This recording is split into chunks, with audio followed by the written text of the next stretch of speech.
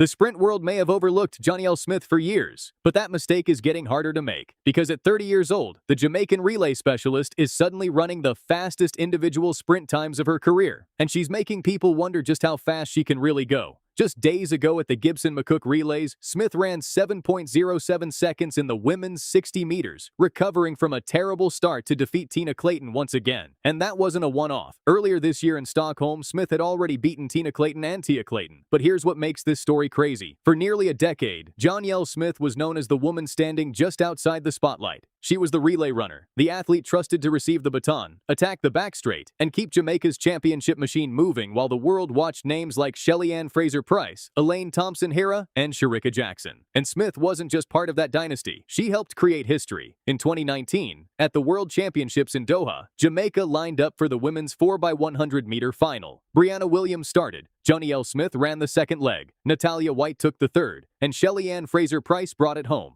The clock stopped at 41.44 seconds, a world record. Jamaica had just produced the fastest women's 4x100-meter relay ever recorded, and Smith was right in the middle of it. But there was always one question. What happens when Jonielle Smith stops running for the relay and starts running entirely for herself? 2026 may finally be giving us the answer. At an early season meet in Jamaica, Smith ran 6.96 seconds for 60 meters, showing that her acceleration and top-end speed had taken another step forward. Then came the Jamaican Championships. Smith ran 10.94 seconds, a personal best at the time. But the biggest shock came at the Prefontaine Classic. Against a loaded field featuring Melissa Jefferson Wooden, Sha'Carri Richardson, and Adija Hodge, Smith exploded to a new personal best of 10.89 seconds, fourth place, at 30 years old. Think about that. While most sprinters are being told their best years are behind them, Jonielle Smith is doing the opposite. She is getting faster, and there's another reason this matters. Shelly-Ann Fraser-Pryce, the woman Smith spent years helping through Jamaican relay teams, retired after the 2025 season. The era that Smith spent so much of her career supporting is changing, but instead of disappearing with it, Smith appears to be stepping forward, and she isn't hiding her ambitions. After her breakthrough season, Smith made it clear that she believes she can run much faster. That is the terrifying part, because 10.89 may not be the ceiling. It could be the beginning.